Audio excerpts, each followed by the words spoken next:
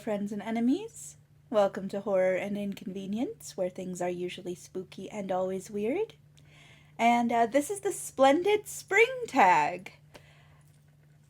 Maybe not super tonally consistent with my usual fare here, but I was tagged in this by the lovely Courtney from Reads and Sips, link down below, and it seemed like a lot of fun, so I am ready to jump into it. This is a pretty long and wordy tag, and originally created by Victoria Mann, whose video is delightful, by the way. And there are bonus questions that I will be answering because I cannot help myself. I am an extra credit bitch. And yeah, let's jump right in. Question 1. Everywhere you look, flowers are blooming. Choose a book you love with flowers on the cover. Well, for this one, I'm going to have to choose one of my childhood favorites, and that is Flower Fairies of the Summer by Cecily Marie Baker. The Flower Fairies were my shit as a little kid. I was obsessed. If you're not familiar with these, I believe Baker wrote and illustrated her work in the late 19th, early 20th century, and each page has an illustration of a fairy that represents a certain flower with a little rhyme to go with it. And these are absolutely beautiful. These were absolutely my goals as a little kid, to look like a flower fairy. That was the pinnacle of life, really. Also, if I can find her, the Wild Rose Fairy. She was a huge childhood crush of mine. I was obsessed. I would look at this picture for... Well, anyway, I like her. Flower Fairies. Important book. I am gay. Question 2. Spring is the perfect time for a fun trip. Choose a book you've read while traveling from one place to another. Okay. Here's something that brings us a little more into my usual wheelhouse. So I have a few books that I have very vivid memories of reading or listening to while traveling. But one of the most vivid is listening to the audiobook of Rabid by Bill Wasick and Monica Murphy on a road trip with a friend. This is a nonfiction book, history and sort of pop science about rabies.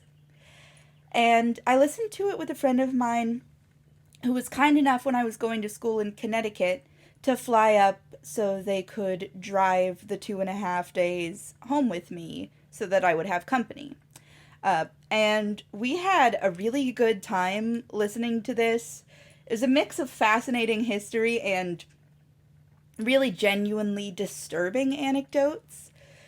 And this friend of mine is vegan, I'm a vegetarian, and so we had a lot of really interesting conversations about animal rights and about ethics, and also just enjoyed being ghoulish goths together. It was a really good time.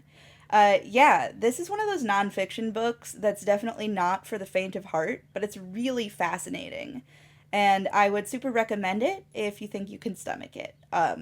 Although, 1,000 trigger warnings for animal death, it's basically a book about animal death, and that can be really hard to take at some points. Question 3. Who doesn't love a good spring fling?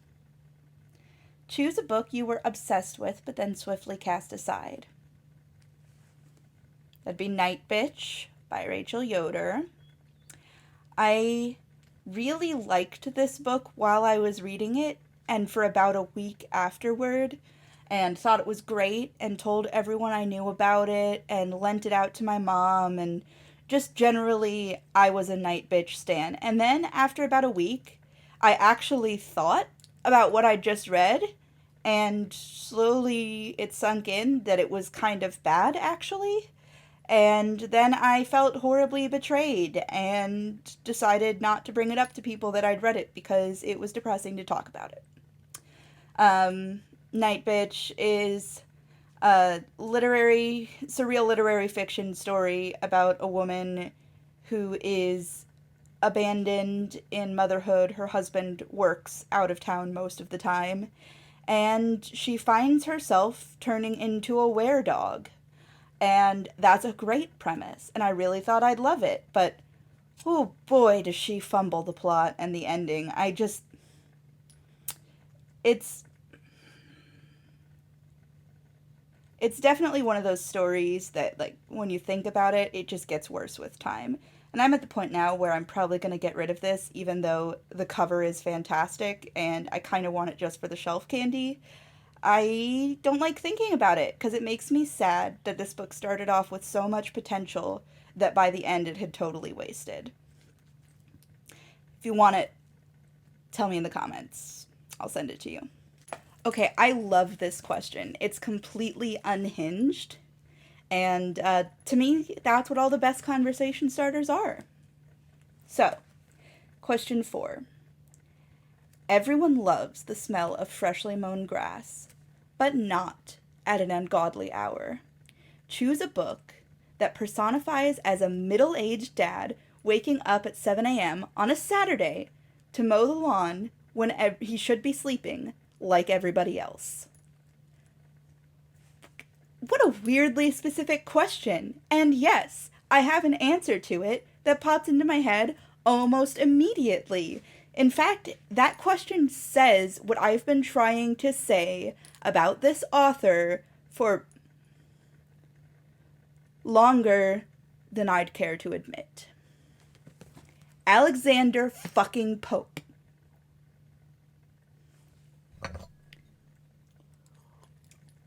Shut up, it's tea.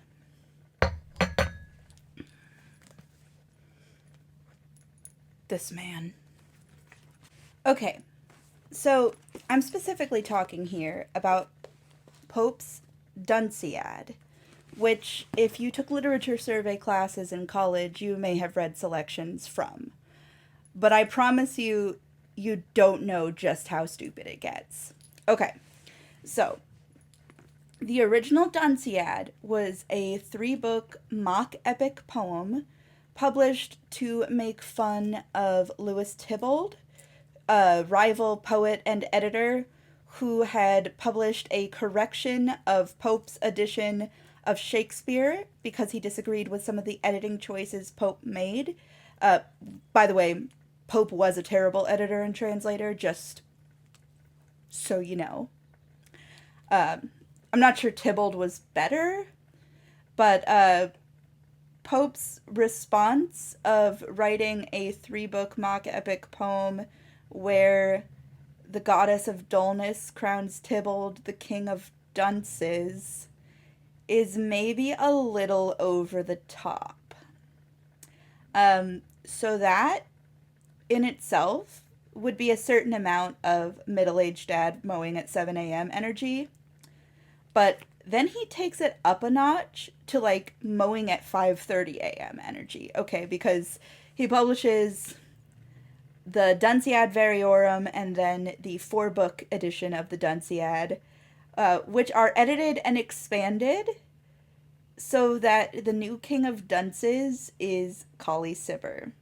Now, Colley Cibber is actually kind of a favorite historical figure of mine. I've written on this both for my degrees and for publication. I'll link down below, although the article in question is a little outdated because I wrote it several years ago. Cibber was a theater manager, actor, poet, playwright.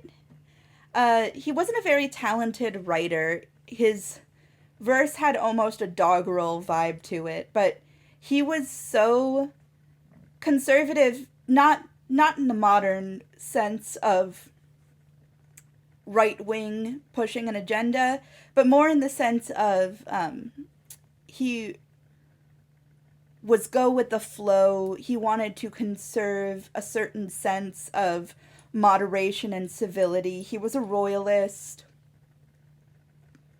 and he was inoffensive in a way that made him a perfect pick for England's poet laureate, even though he was a terrible writer. Well, I say terrible writer. He actually wasn't a bad prose writer. Uh, his autobiography, An Apology for the Life of Colley Cibber, is actually charming and funny and has a good sense of order to it. I think it's a really enjoyable book to read, or I wouldn't have read it so many times. Um, but his verse was not great. And Pope took offense to this. Pope was considered by a lot of people of the day to be something of a genius, a great comedian, and a great poet. I don't necessarily agree, but he was certainly erudite and prolific, so there's that. Um, and so he was considered smart, but not very likable. He got into arguments everywhere he went. He was also disabled and Catholic, which made him a huge butt of jokes in society, which I relate to his resentment there. That can't have been easy for him. But he, for all that he's known as a humorist, he didn't really have a great sense of humor. So he got into a pamphlet war with Colley Cibber over this, culminating but not ending in his expansion of the Dunciad to crown Cibber the King of Dunces. Again, adding a whole extra book to the Dunciad. So, yeah, that's the doing the most for the least reason energy that I think this question really captures. And, oh, also, he wrote his own fake footnotes from a fake secondary character and included several pages of testimonies from other fake characters about the work. So, question 5. A surprise rain shower might spoil your outdoor fun, but don't worry, the sun will be back. Choose a book that made you really sad, but the sun still shines in the end. Beloved by Toni Morrison, the greatest American novel. Notice how I'm not adding any qualifications to that. She was the greatest American novelist of her time, and Beloved is the greatest American novel so far. And I am not taking criticism on that at this time. But Beloved is, well, you've heard of it. You've probably read it if you're watching this, or at least plan to read it and know what it is. But Beloved is the story of a formerly enslaved family, Setha and her daughter Denver, who are living in Ohio during the early Reconstruction era and dealing with the trauma of having been enslaved for, in Setha's case, the majority of her life. In the background of the story, Setha had killed her infant daughter, Beloved, Denver's older sister, in order to protect her from being captured and, in Setha's case, re-enslaved, in Beloved's case, enslaved. And in the events of the novel, Beloved returns as a revenant at the age that she would have been had she lived, had she not been killed as an infant. And Beloved is kind of a hungry ghost figure, and she is an embodiment of their generational trauma. It is a devastating book, but at the end, the community of women comes together and banishes Beloved Denver, who had previously been on the margins of the community due to the taboo on what Setha had done, is now sort of welcomed into the fold. The man that Setha loves comes back to her and tells her that she's worthwhile on her own, that Beloved wasn't the only good thing she could produce. And there's a sort of reconciliation at the end, a reconciliation of the community and of the spirit. And it's not a happy ending, but it's a very hopeful one. It's an ending that says that if things can't be forgotten, if damage can't be erased, there are elements of trauma that can be overcome. And I think that's what makes it such a beautiful, enduring classic. Well, that and Toni Morrison's incredible writing. Question 6. It's that time of year when all the animals stretch their limbs and come out of hibernation. Choose a book that pulled you out of a reading slump. This is a little embarrassing. Red Rising by Pierce Brown did this for me. When I was in grad school, you don't have to read very far between the lines to realize that was not a great time for me. And the thing about being in grad school, especially for literature, is that your own leisure reading basically becomes non-existent during the semester. And if you go on to your PhD, it becomes non-existent for the entire time you're working on that, because everything you read has to go toward your degree. I studied 18th century English literature, and I loved it. I really enjoyed the reading, but man, did I want to read something else sometimes. So, the last summer that I was in grad school, this was the first book that I picked up after the semester ended. And I simply hadn't read a lot of popular books that had come out over the last couple of years. So this got me reading Pierce Brown. I read this whole trilogy. It was a huge page turner for me. And I read a whole bunch of other stuff that summer. The Grisha trilogy, which I had completely missed. I read Sarah J. Maas for the first time. I basically went on a deep, almost unhealthy reading binge. But it really rekindled my love of popular literature, which I had had to set by the wayside for my career. And I am eternally grateful that in the end I quit that career and prioritized my love for popular literature. So, Red Rising has a lot of problems, but I will forever be grateful to it.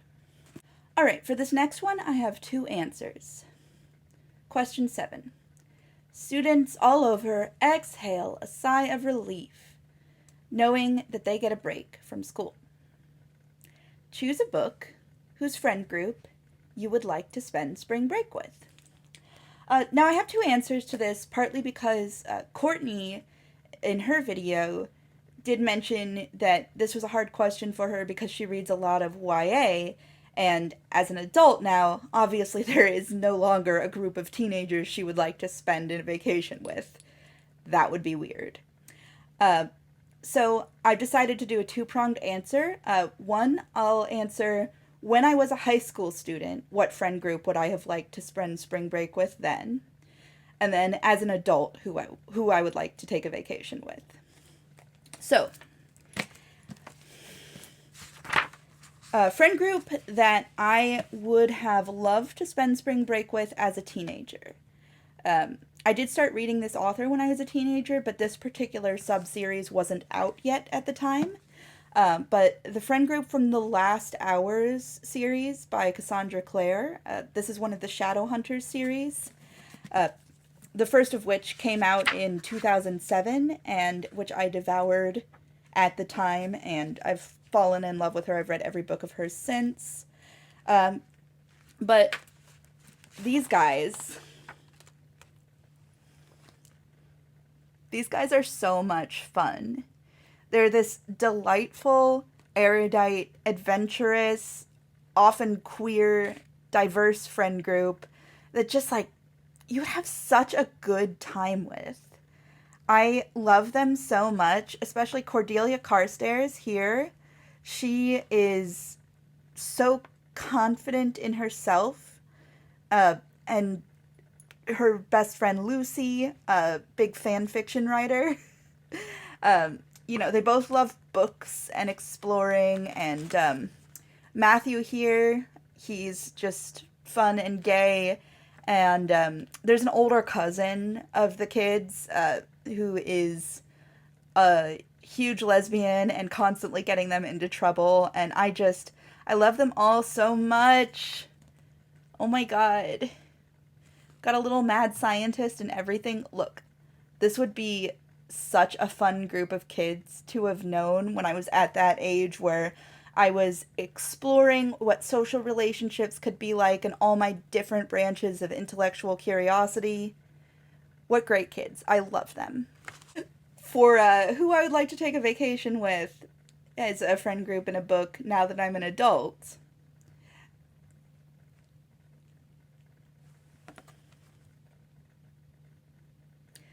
Listen, Lord Henry, Basil, and Dorian from the picture of Dorian Gray would be a great time if you were to spend just a week with them and then go home. They're rich, they're catty, they're pretentious, but they have a sense of irony. They take themselves seriously, but they're aware that they shouldn't. They just would be a lot of fun, a lot of drama, a lot of good art, good food, good drinks. A lot of interesting conversations could be had with them. But yeah, after a week with them, I would be exhausted. I'd need to nap for like a month. But I just think it would be a lot of fun to hang out with them, but just not long enough that you end up getting murdered. Question 8. Spring is all about rebirth and blooming. Choose a book that made you grow as a person. Probably one of the single creators that has changed my life the most is Caitlin Doughty. She runs the YouTube channel Ask a Mortician and is the author of 3 books. Her first, Smoke Gets in Your Eyes and Other Lessons from the Crematory, was a huge help to me in a time when I really needed it. So Caitlin Doughty is a mortician who really leads a movement for death positivity and death acceptance.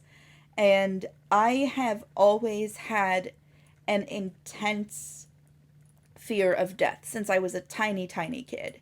I mean, occasionally I would think about it and I just wouldn't sleep. It was, it got in the way of things. I would sometimes lose focus at school thinking about it. It was really hard for me. And I think the matter of fact way that Caitlin Doughty gets you up close and personal with the facts of death and the body is, there's something so therapeutic about it for me. It's both challenging and soothing. I don't know, to me, whenever I have a real problem, I tend to start solving it by studying it to death. And of course, death isn't a problem you can solve, but studying it has made me feel better. It's made me so much more comfortable with my life in a human body. And Smoke Gets in Your Eyes also doubles as a memoir, and she talks about some of her own mental health struggles, it just made me feel very seen at a time when I didn't have a lot of people around me. So this book is extremely important to me, and I will always love Caitlin Doughty for it. Question 9. A picnic in the park is the perfect springtime activity. Choose a book with a character who you think would pack the perfect picnic basket. Well, this one was really easy because of this series. What Did You Eat Yesterday? And it's about a couple, Shiro and Kenji, living in Tokyo, and they're gay, and it's slice of life, and there's a lot of food, It's just the slices of life all revolve around the meals, usually cooked by Shiro for Kenji. Shiro is a very buttoned up lawyer who kind of keeps his love of cooking to himself, but he's obsessed with making elegant, balanced, delicious meals as a way of expressing his love for his partner. And Kenji is this very outgoing hairdresser who loves eating Shiro's food and appreciating it and being appreciated. It's so sweet, so delightful. This series is perfect. Uh, but yeah, Shiro, like I said, is obsessed with creating balanced meals with lots of different sides, a very traditional Japanese approach, but with a modern twist. There is a segment where he does pack a picnic basket. Despite this cover, it's actually not this one, and I was flipping through them, but I couldn't find it. Uh, but yes, there would be no flaw to Shiro's picnic basket. He is so up to this challenge. All right, question 10. This is the last of the main question set. Spring is a break from the bitterness of winter. Choose a book that is the embodiment of sunshine. This is an interesting question for me because I have an odd relationship with sunshine. On the one hand, everybody likes sunlight to some degree. It's necessary for humans' physical and mental health to spend time in the sun. And spring and summer can often be delightful for exactly that reason. I have seasonal depression well, not everybody does. Most of the people I know do because of the type of people I know. Um, yeah, and when the sun comes out, just the lifting, the relief is huge, and the relief itself is almost its own form of joy. Um, on the other hand, I'm kind of sickly. My body doesn't work super well. I get a lot of headaches, and I'm very pale, so I get headachy and tired and burn easily in the sun as well. So it's something that I need to take in moderation. This is why I have chosen The House on the Cerulean Sea by T.J. Klune as the perfect embodiment of sunshine for me. This is a book that I actually have been reading for a very long time as an audiobook, and I haven't finished it yet because I can only listen to tiny segments. Because it's a very cheerful book, found family kind of thing. Very queer and very celebratory of diversity, and I love that. But it's also very emotional, and sometimes the type of feelings it stirs up can be uneasy or just overwhelming. Even the happiness can be overwhelming sometimes. I need to take breaks. I need to take it in small doses. So I haven't DNF'd this book. I'm simply going to take a while to finish it. And yeah, that's sunlight for me. Okay, there are 5 bonus questions, and like I said, I'm going to answer them all because I can't be stopped. So, bonus question A. The world around us is being reborn right before our eyes. Choose a book whose movie or TV adaptation reignited a dormant obsession. The series of Unfortunate Events TV show on Netflix absolutely reignited my obsession. I mean, I never stopped loving Lemony Snicket. I read these books as a little kid as they were coming out. I think when I started them, the first 4 were out. And so from the 5th book on, I bought them as they came out. And yeah, they defined my childhood in a lot of ways. If I haven't talked about that before on this channel, I probably have, but I'm sure I will more in the future as well. These books mean the world to me. And the movie they made of it, it wasn't very good. And I liked the design of it. Actually, when I was 12, I went as that version of Violet Baudelaire in a look-alike costume for Halloween. Nobody recognized who I was supposed to be because no one really saw the movie, but I loved the outfit. Uh, but the Netflix show is something else. You know, Daniel Handler, Lemony Snicket's real name, was involved in writing the teleplay and producing it, and it's updated in very good, interesting ways, but it's also extremely faithful to the originals. So there's stuff added in, but it's added in by the original author. Stuff to fill in the blanks of the story, to make it honestly a little more cheerful than the books are, and to update it to make, for example, the queer characters that were implied in the books explicit in the show, and that kind of thing. Uh, it's absolutely incredible. Since it started coming out, I've rewatched the Netflix show every single year with my mom, and I've reread several of the books since then. I can't, ever since the show came out, Series of Unfortunate Events has just been in my head all the time. It doesn't go away. And, you know, in between the movie coming out and the show coming out, there were times when I just didn't think about Lemony Snicket, but that's long gone now. I am done for. Bonus question B. There couldn't be a more perfect time to discard clutter with a little spring cleaning. Choose a book you've held on to for too long, either physically or in your heart.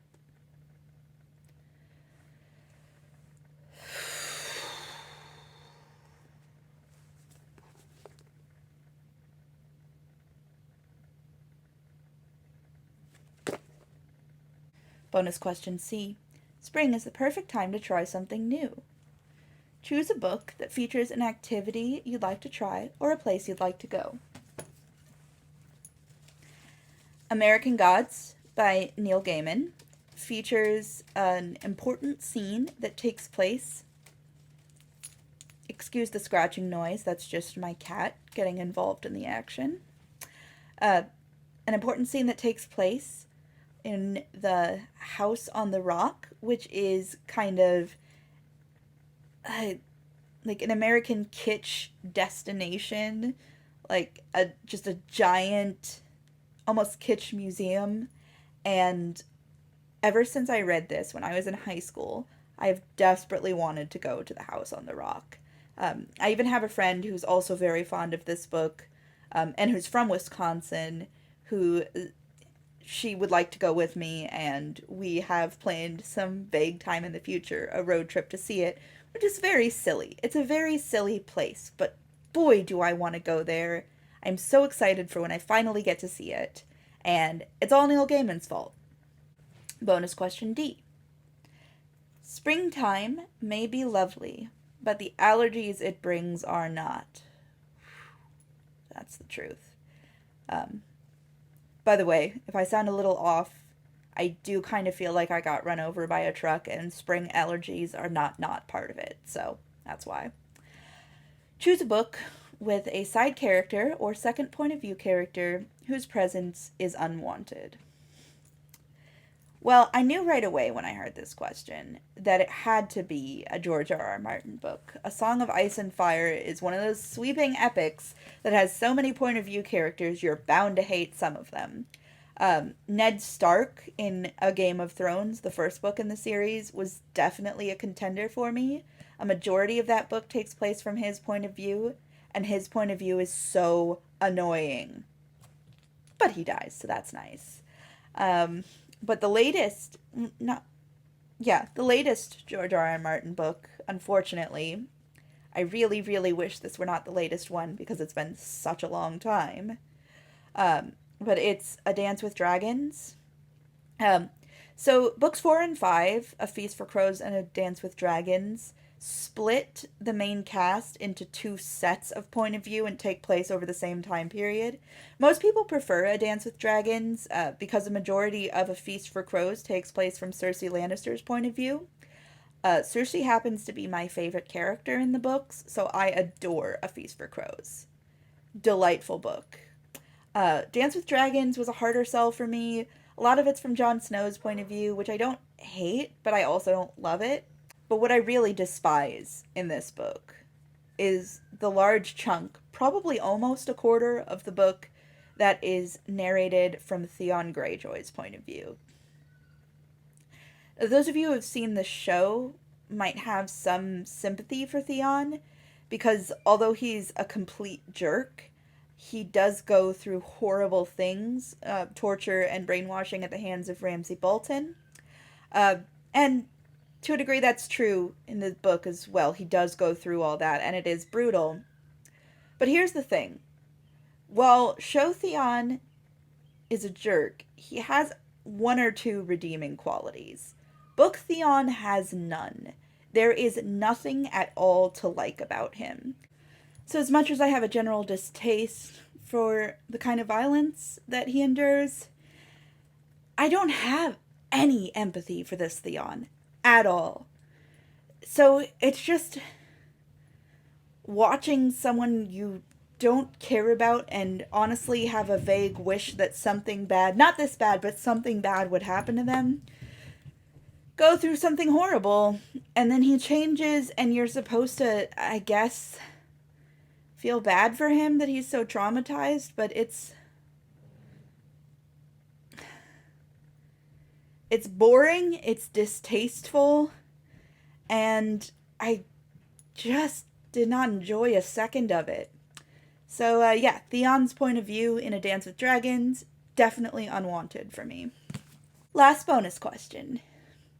With each season comes a new color scheme, and spring does it best with pastels. Choose a book with a pastel cover that you loved or think you will love.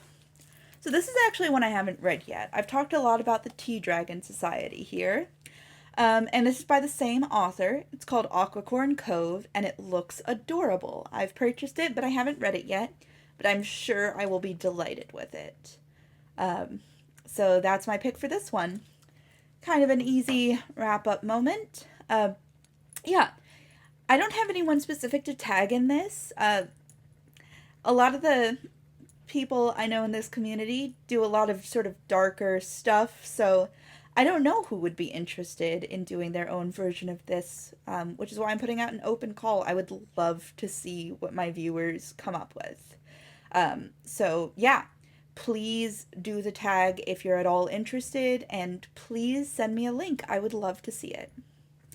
All right. Thanks for tuning in, and may your allergies be minor.